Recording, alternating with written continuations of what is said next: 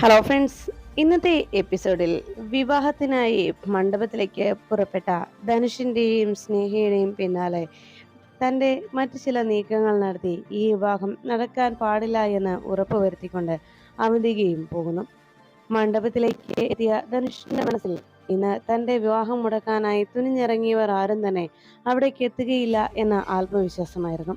സച്ചിയെ കാണാത്തതിന് നിരാശയിൽ കഴിയുന്ന അർച്ചന ഒരു കാരണവശാലും വിവാഹം മുടക്കാനായി അവിടേക്ക് എത്തില്ല. സച്ചി അന്വേഷിച്ചുള്ള യാത്രയിലായതുകൊണ്ട് തന്നെ ഒരിക്കലും അർച്ചനയ്ക്ക് തൻ്റെ കൂട്ടാളികളുടെ പിടിയിൽ നിന്ന് രക്ഷപ്പെടാനുമാവില്ല. അതുകൊണ്ട് തന്നെ അഥവാ അർച്ചന സച്ചിയുടെ അരികിലേക്ക് എത്തിയാൽ തന്നെ അവിടെ സച്ചിയോടൊപ്പം തന്നെ അർച്ചനയും ആ തടങ്കലിൽ അവരുടെ ആ താവളത്തിൽ എന്നേക്കുമായി സച്ചിയോടൊപ്പം അവളും ഇല്ലാതായിത്തീരും. സച്ചിയെ അന്വേഷിച്ചിറങ്ങിയ അർച്ചനയെ പിന്നീട് മറ്റാരും തന്നെ കാണുകയുമില്ല.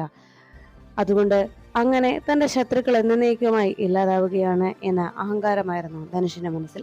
അതോടൊപ്പം അർച്ചനയ്ക്ക് കൂട്ടുനിൽക്കാൻ ഒപ്പമുണ്ടായിരുന്ന സന്ദീപിനെയും സന്ധ്യയുടെ അക്ഷയെയും പിന്നെ അനൂപും മീരയും ഇവരെല്ലാവരും ഒന്ന് ചലിക്കാൻ പോലും കഴിയാതെ എല്ലാവരും പ്രശ്നത്തിൽ അകപ്പെട്ടു കഴിഞ്ഞു. അതോടൊപ്പം ആതിരയുടെ കുഞ്ഞിനെ നഷ്ടം കൂടി ആ കുടുംബത്തെയും മറ്റെല്ലാവരെയും തകർത്ത് കളയും. പിന്നെ ഒരിക്കലും സച്ചിയെക്കുറിച്ചോ അർച്ചനയെക്കുറിച്ചോ അന്വേഷിച്ചിറങ്ങാൻ പോലും അവർ തയ്യാറാകില്ല. അതുകൊണ്ട് എല്ലാ രീതിയിലും തനിക്ക് അനുകൂലമായിട്ടുള്ള ഒരു അന്തരീക്ഷമാണ് ഇനി വരാൻ പോകുന്നത്. അതോടൊപ്പം സ്നേഹയെ വിവാഹം കഴിച്ചു കഴിഞ്ഞാൽ പിന്നെ തൻ്റെ ഏറ്റവും വലിയ പ്രതിസന്ധി അവന്തിക എന്ന തൻ്റെ കാമുകയാണെന്നുള്ള കാര്യം ധനുഷ് ഓർമ്മിച്ചു. സ്നേഹയെ വിവാഹം കഴിച്ചിട്ടാണെങ്കിലും അവന്തികയെ തൻ്റെ അരികിൽ നിന്ന് ഒരു കാരണവശാലും അകറ്റി നിർത്താൻ കഴിയാത്ത വിധത്തിൽ അവൾക്കൊരു സംശയം തോന്നാതെ തൻ്റെ വിശ്വാസത്തിൽ അവൾ എപ്പോഴും ഉണ്ടാകണമെന്ന ഒരു തീരുമാനത്തിൽ ധനുഷ് പോകുന്നു. തന്നിലുള്ള അവന്തികയുടെ വിശ്വാസം നഷ്ടപ്പെടുത്താതെ തന്നെ അവളെ മനഃപൂർവ്വം ചതിച്ചുകൊണ്ട് സ്നേഹയോടൊപ്പം ഒരു നല്ല ജീവിതം നെല്ലിശ്ശേരിയിൽ കഴിച്ചുകൂട്ടാൻ കഴിയും. ആ നെല്ലിശ്ശേരിയിലെ സ്വത്തുക്കളുടെ മുഴുവൻ അവകാശിയായി തനിക്ക് അവിടെ വാഴാൻ സാധിക്കും എന്നെല്ലാം വലിയ വലിയ മോഹങ്ങൾ സ്വപ്നം കണ്ട് ധനുഷ് മണ്ഡപത്തിൽ വന്നെത്തി. ധനുഷിന്റെ വരവോടെ വലിയ സന്തോഷത്തിലായിരുന്ന സ്നേഹയുടെ മനസ്സിൽ അപ്പോഴും സച്ചിയും സന്ദീപും മടങ്ങിയെത്തുമോ എന്നൊരാശങ്ക നിലച്ചു. നന്ദൻ അരികിലേക്ക് എത്തുന്ന നിമിഷം സച്ചിയേട്ടനെ കുറിച്ച് എന്തെങ്കിലും വിവരം കിട്ടിയോ നന്ദേട്ട എന്ന് നന്ദനോട് സ്നേഹ അന്വേഷിച്ചു. മോള് ഒന്നുകൊണ്ടും വിഷമിക്കേണ്ട, മുഹൂർത്തത്തിന് മുൻപ് തന്നെ അവരിവിടെ എത്തും, മോള് അതോർത്ത് സങ്കടപ്പെടേണ്ട എന്ന് പറഞ്ഞ് സ്നേഹയെ ആശ്വസിപ്പിക്കുന്നതോടൊപ്പം അവർ വരുമോ, സച്ചിയെ കണ്ടെത്താൻ സാധിക്കുമെന്ന ആശങ്ക മനഃപൂർവ്വം മറച്ചു വെച്ചുകൊണ്ട് നന്ദൻ പുഞ്ചിരി അഭിനയിച്ച് എല്ലാവരുടെയും മുന്നിൽ നിന്നു. ഇതേ സമയം അർച്ചനയെ സഹായിക്കാനെത്തിയവരും ചേർന്ന് നേരെ തന്നെ മുന്നിൽ ഉണ്ടായിരുന്ന തന്നെ സഹായിക്കാനെത്തിയ പാർവതി പറഞ്ഞ അതേ വഴിയിലൂടെ അവർ മുന്നോട്ട് നീങ്ങി. അവസാനം ആ കാട്ടുപാതയിലൂടെ കുറച്ചു ദൂരം മുന്നോട്ട് പോയി കഴിയുമ്പോൾ അതിനുള്ളിലായി ഒഴിഞ്ഞ ഒരു വലിയ ബംഗ്ലാവ് അവർ കണ്ടെത്തി. അത് തന്നെയായിരിക്കും നമ്മൾ കരുതിയ ആ കെട്ടിടമെന്നും സച്ചിയെ തട്ടിക്കൊണ്ടുപോയവർ പൂട്ടിയിട്ടിരിക്കുന്നത് അവിടെ തന്നെ ആയിരിക്കുമെന്നും സച്ചി തടങ്കിൽ കിടക്കുന്നത് അവിടെ ആയിരിക്കുമെന്നും അവർ വിശ്വസിച്ചു. എത്രയും വേഗം സച്ചിയെ കണ്ടെത്തണമെന്നതായിരുന്നു അവർ 5 പേരുടെയും ലക്ഷ്യം. അവർ 5 പേരും കൂടി സച്ചിയെ കാണാനായി നേരെ ആ താവളത്തിനരികിലേക്ക് എത്തി. അപ്പോഴാണ് അവിടെ താവളത്തിലേക്ക് അവർ എത്തിച്ചേരുന്നത് എന്നുള്ള വിവരം മുൻപേ മനസ്സിലാക്കിയ മിന്നൽ ബിജുവിന്റെ കൂട്ടാളികൾ അവിടേക്ക് വന്നെത്തിയാൽ അവരെ എങ്ങനെ പ്രതിരോധിക്കും എന്നതിനെക്കുറിച്ച് ആലോചിച്ച് അവിടെ ഉണ്ടായിരുന്ന മറ്റു ഗുണ്ടകളെല്ലാവരും ആ താവളത്തിന് പുറത്തായി ആ പരിസരത്തിൽ തന്നെ പലയിടത്തായി അവർ ഓരോരുത്തരും വിന്യസിച്ചിരുന്നു. അതുകൊണ്ട് തന്നെ അവർ ഓരോരുത്തരും ഏതെങ്കിലും ദിശയിൽ ആരെങ്കിലും അവിടേക്ക് എത്തുന്നുണ്ടോ എന്ന് കൃത്യമായി തന്നെ വാച്ച് ചെയ്ത് അവർ നിന്നു. ഈ സമയത്ത് അർച്ചനയും വന്ദനയും പാർവതിയും ഗംഗയുമൊക്കെ വല്ലാത്ത ടെൻഷനോടെ അവിടെ ഉണ്ടായിരുന്ന ആ വള്ളിപ്പടർപ്പുകൾക്കിടയിൽ മറഞ്ഞിരുന്നു. ആ ഗുണ്ടകളുടെ കണ്ണു വെട്ടിച്ച് ഒരു വിധത്തിൽ അവർ അകത്തേക്കെത്തി. ഇനി അതിനുള്ളിൽ സച്ചിയുണ്ടോ എന്നതാണ് കണ്ടെത്തേണ്ടത് എന്ന് മനസ്സിലാക്കിയതോടെ കൃത്യമായി അഭ്യാസമുറകൾ പഠിച്ചതിനാൽ ഒപ്പമുണ്ടായിരുന്ന സുഭദ്ര താൻ തന്നെ സച്ചി അതിനകത്തുണ്ടോ എന്ന് നോക്കാമെന്ന് പറഞ്ഞ് ആ കെട്ടിടത്തിന് മുകളിലുള്ള ജനലഴിയിൽ പിടിച്ചു കയറി പതിയെ അതിനകത്ത് ആരാണ് എന്ന് നോക്കി. അപ്പോഴാണ് അതിനുള്ളിൽ ഒരാൾ ബന്ധനസ്ഥനായി കിടക്കുന്നത് കണ്ടത്. അതോടെ സുഭദ്ര അത് സച്ചിയാണെന്ന് ഉറപ്പുവരുത്തി. സച്ചിയുടെ അടയാളങ്ങളെല്ലാം വേഗം താഴെ ഇറങ്ങി സുഭദ്ര അർച്ചനയോട് പറഞ്ഞു കൊടുത്തു. അത് കേട്ടതും അർച്ചന പറഞ്ഞു, അതെ, അതിൻ്റെ സച്ചിയേട്ടൻ തന്നെയാണ്, സച്ചിയേട്ടനെ തന്നെയാണ് അവരിവിടെ തടങ്കിൽ വെച്ചിരിക്കുന്നത് എന്നറിഞ്ഞതോടെ സച്ചിയെ രക്ഷിക്കാനായി വന്നെത്തിയവരെല്ലാവരും അതിന് എന്താണ് ഒരു പോംവഴി എന്ന് ആലോചിച്ചു. എത്രയും വേഗം ഗുണ്ടകളുടെ പിടിയിൽ നിന്ന് സച്ചിയെ രക്ഷിക്കാൻ വഴി അന്വേഷിച്ച് അവർ ഇരിക്കുന്ന നേരത്ത്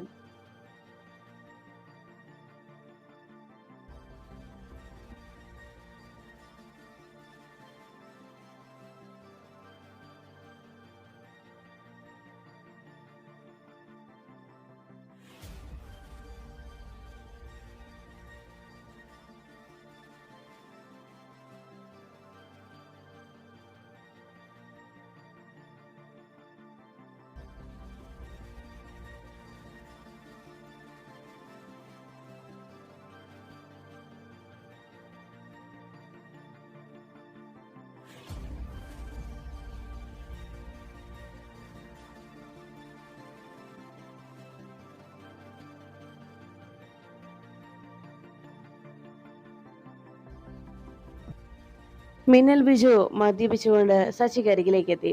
സച്ചി ആ നിമിഷം ബിജുവിനോട് ചോദിച്ചു, നിങ്ങൾ എന്തിനാണ് എന്നെ ഇവിടെ കെട്ടിയിട്ടിരിക്കുന്നത്? നിങ്ങളോട് ഞാൻ എന്ത് തെറ്റ് ചെയ്തിട്ടാണ് നിങ്ങൾ എന്നോട് ഇങ്ങനെ പെരുമാറുന്നത് എന്ന് ചോദിച്ച് സച്ചി മിന്നൽ ബിജുവിന് നേരെ ദേഷ്യപ്പെടുമ്പോൾ മിന്നൽ ബിജു പറഞ്ഞു, അത് ശരി, അപ്പോ നിനക്കറിയില്ലല്ലേ നിന്നെ ഞാൻ എന്തിനാ ഇവിടെ കൊണ്ടുവന്നതെന്ന്? എന്നാൽ ഇനി പറയാം.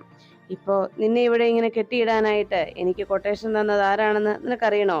അങ്ങനെയാണെങ്കിൽ എനിക്ക് കൊട്ടേഷൻ തന്ന ആള് തന്നെയാടാ ഇന്ന് നിന്റെ അനുജത്തിയുടെ കഴുത്തിൽ താലി കെട്ടാൻ പോകുന്നത് എന്ന് മിന്നൽ ബിജു സച്ചിയോട് ഉറക്കെ വിളിച്ചു പറയുന്നു. അങ്ങനെ ആ വാക്കുകൾ പുറത്തു നിന്ന് അർച്ചന കേൾക്കാനിടയായി.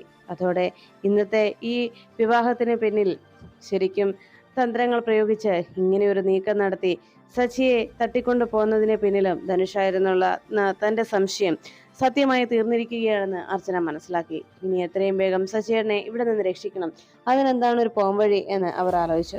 അപ്പോഴാണ് സുഭദ്ര പറഞ്ഞത്, എന്തായാലും ഇനി നമ്മൾ നോക്കി നിന്നിട്ട് കാര്യമില്ല, സമയം മുന്നോട്ട് പോയിക്കൊണ്ടിരിക്കുകയാണ്. ഇവിടെയുള്ള ഗുണ്ടകളെ എല്ലാവരെയും നമുക്ക് ഒന്നിച്ച് നേരിടാൻ കഴിഞ്ഞെന്ന് വരില്ല.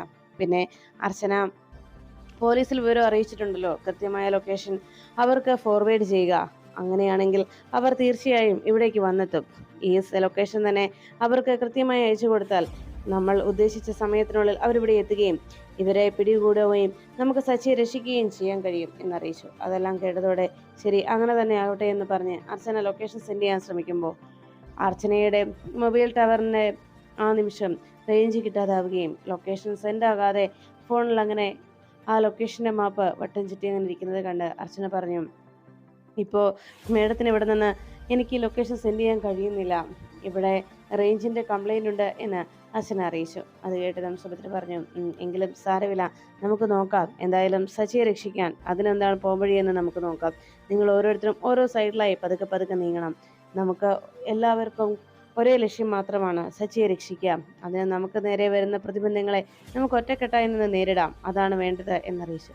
അങ്ങനെ തന്നെ ചെയ്യാമെന്ന് പറഞ്ഞുകൊണ്ട് അവർ 5 പേരും കൂടി ആ താവളത്തിലേക്ക് പതിയെ കയറി.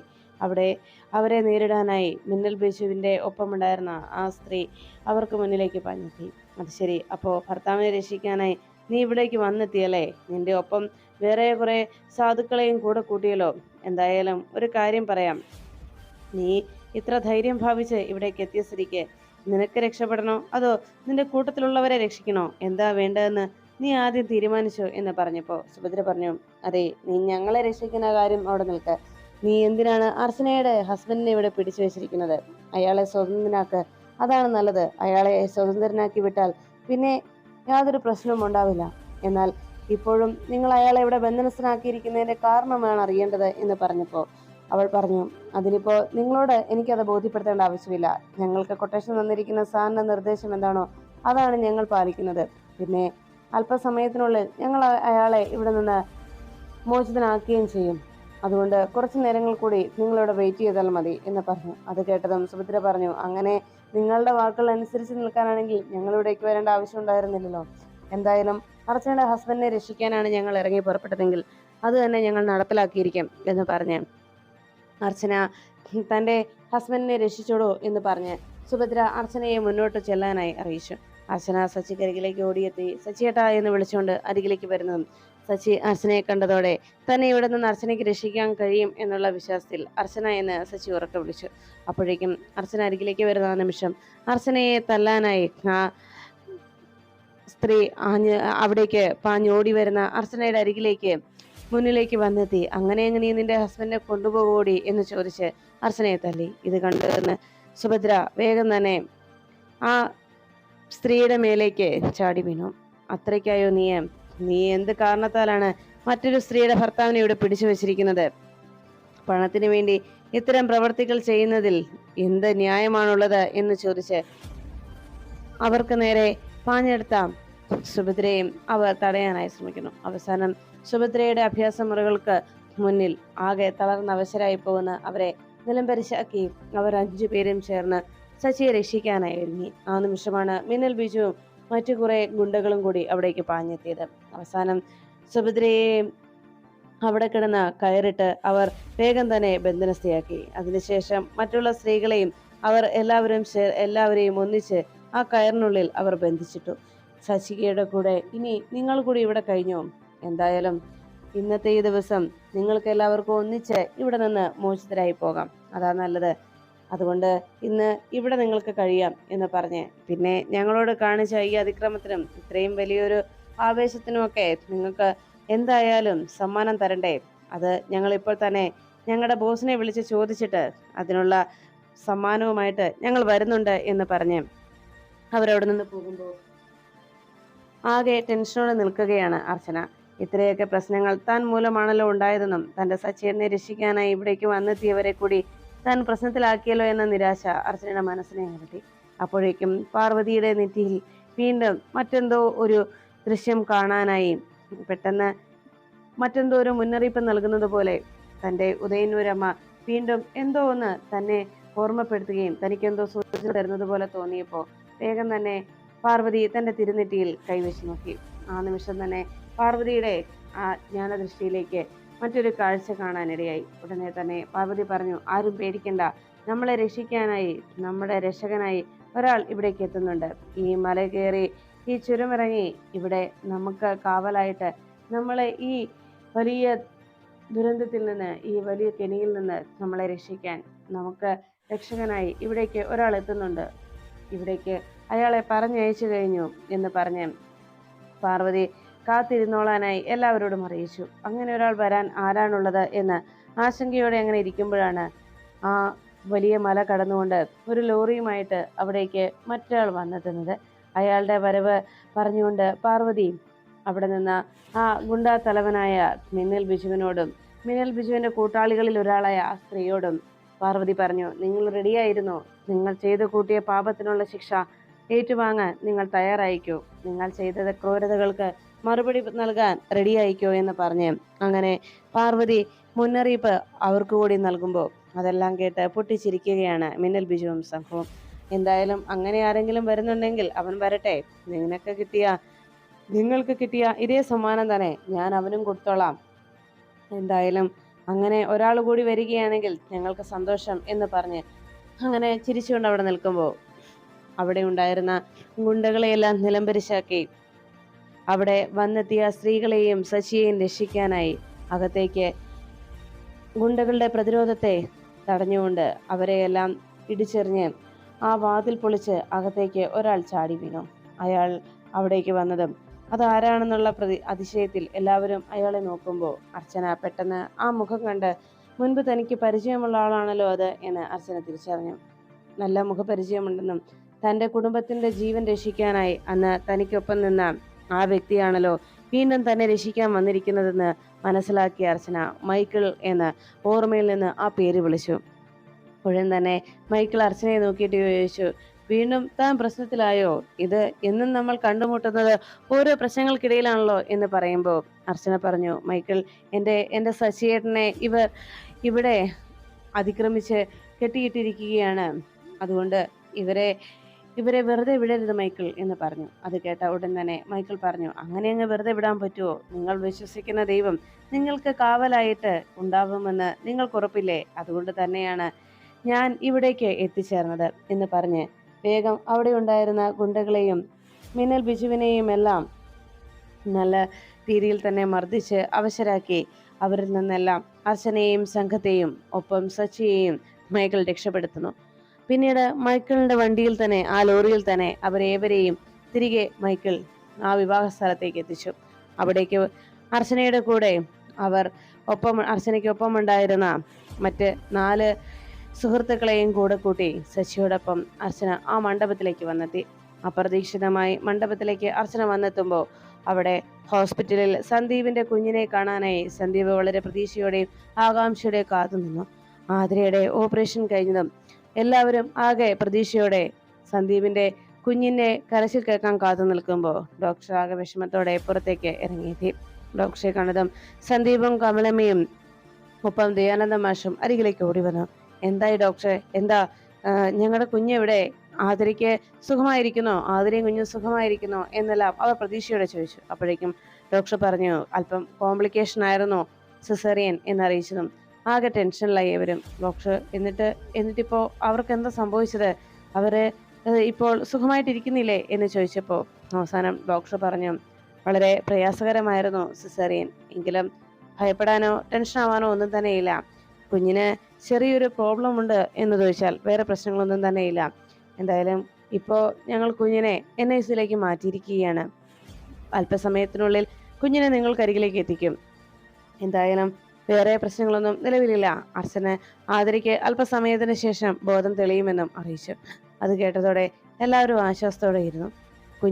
കുഞ്ഞിനെ കുറിച്ച് വേറെ വിശേഷങ്ങൾ അറിയാനായി സന്ദീപ് ഓടിയെത്തിയതും പെൺകുഞ്ഞാണെന്നും കുഞ്ഞിന്റെ കാര്യത്തിൽ വേറെ ടെൻഷനൊന്നും വേണ്ടെന്നും ഇത്രയും നേരത്തെയും പിന്നെ ഇടയ്ക്ക് ചെറിയ പ്രശ്നങ്ങളൊക്കെ ഉണ്ടായിരുന്നത് കൊണ്ട് മാത്രമാണ് കുഞ്ഞിന്റെ ആരോഗ്യ പ്രശ്നത്തിൽ ചെറിയൊരു കുഴപ്പമുള്ളത്.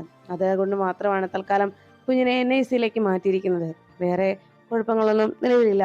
ആരും ഒന്നുകൊണ്ടും ഭയപ്പെടണ്ട എന്ന് പറഞ്ഞ് അവിടെ നിന്ന് പോയതോടെ സന്ദീപും ദയാനന്ദ മാഷും കമലമ്മയും പരസ്പരം നോക്കി സമാധാനത്തോടെ നിന്നു. അപ്പോഴേക്കും മീരെടുത്തി അവിടേക്ക് എത്തി.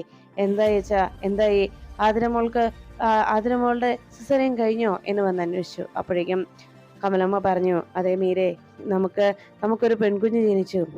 അവര് രണ്ടുപേരും സുഖമായിരിക്കുന്നു എന്നാണ് ഡോക്ടർ അറിയിച്ചതെന്ന് പറഞ്ഞ് എന്തായാലും എല്ലാത്തിനും ദൈവത്തോട് നന്ദി അറിയിക്കുന്നു എന്ന് അവർ ഏവരും പ്രാർത്ഥനയോടെ ദൈവത്തോട് നന്ദി അറിയിച്ചങ്ങനെ നിന്നു.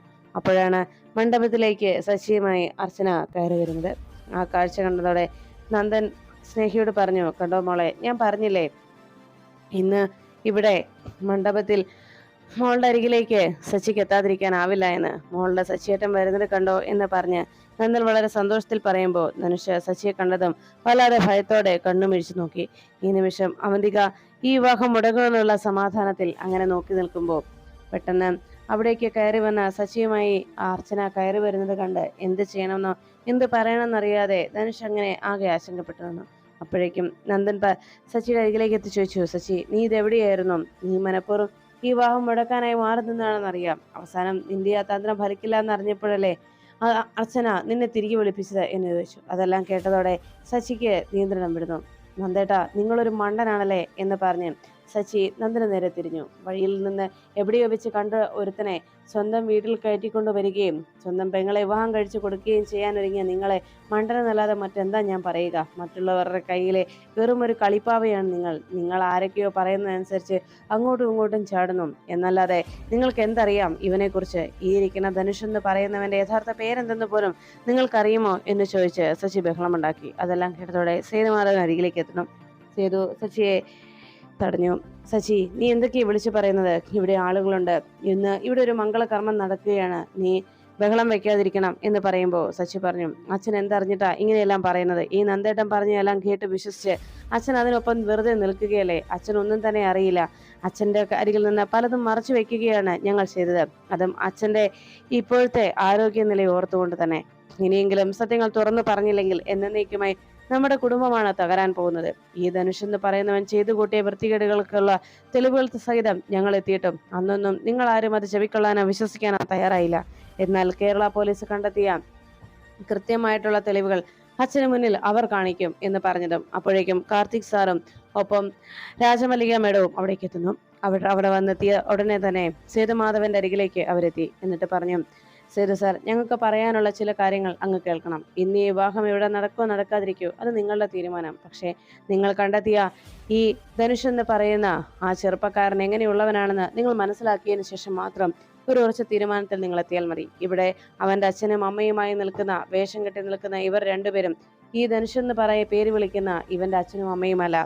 സത്യത്തിൽ ഇവന്റെ യഥാർത്ഥത്തിലുള്ള പേര് മുഹമ്മദ് സാഹിർ എന്ന് തന്നെയാണെന്നുള്ള വിവരവും നിങ്ങൾ ആരും അറിയുന്നില്ലല്ലോ. ഇവൻ ശരിക്കും ധനുഷ് എന്നുള്ള പേരിൽ ആൾമാറാട്ടത്തിൽ വന്നിരിക്കുന്നതാണ്. ഇവന്റെ യഥാർത്ഥ പേര് മുഹമ്മദ് എന്നുള്ള കാര്യം നിങ്ങൾ മനസ്സിലാക്കണമെന്ന് അറിയിച്ചു. ഇവനെക്കുറിച്ചുള്ള ഫുൾ എവിഡൻസും ഞങ്ങളുടെ പക്കലുണ്ടെന്നും ധനുഷ് എന്ന് പറയുന്ന വ്യക്തി ആരാണെന്നും അയാളെയും ഞങ്ങൾ ഇവിടെ കൊണ്ടുവന്നിട്ടുണ്ട് എന്ന് അറിയിക്കുന്നു. അത് കേട്ടതോടെ സേതുമാധവനാകെ ഞെട്ടിത്തെറിച്ചിരുന്നു. അപ്പോഴേക്കും കോളേജിലും ധനുഷ് പഠിച്ച സ്കൂളിലെയും എല്ലാ റെക്കോർഡ്സും അതിലുണ്ടായിരുന്ന ആ കൃത്യമായിട്ടുള്ള രേഖകളെല്ലാമായിട്ട് പോലീസ് അവിടേക്ക് എത്തി. അതിൽ യഥാർത്ഥത്തിലുള്ള ധനുഷ് എന്ന് പറയുന്ന വ്യക്തിയെ കൂടി പോലീസ് അവിടെ മുന്നിലെത്തിച്ച് എല്ലാവരുടെയും മുന്നിൽ അയാളെ കാട്ടിയതോടെ ആകെ ഞെട്ടലോടെ നിൽക്കുകയാണ് സേതുമാധവൻ. ഇത്രയൊക്കെ തെളിവുകൾ നിരത്താൻ ശരിക്കും സച്ചിക്കോ അർച്ചനയ്ക്കോ ഇത്രത്തോളം തെളിവുകൾ കൃത്രിമമായി ഉണ്ടാക്കിയെടുക്കേണ്ട ആവശ്യകതയില്ല. നിങ്ങളുടെ കുടുംബത്തെ അത്രത്തോളം സ്നേഹിക്കുന്നതുകൊണ്ട് മാത്രമാണ് നിങ്ങളുടെ മകളുടെ ജീവിതം തകർന്നു പോകാതിരിക്കാനായി ഇവർ ഇത്രയേറെ കഷ്ടപ്പെട്ടത്.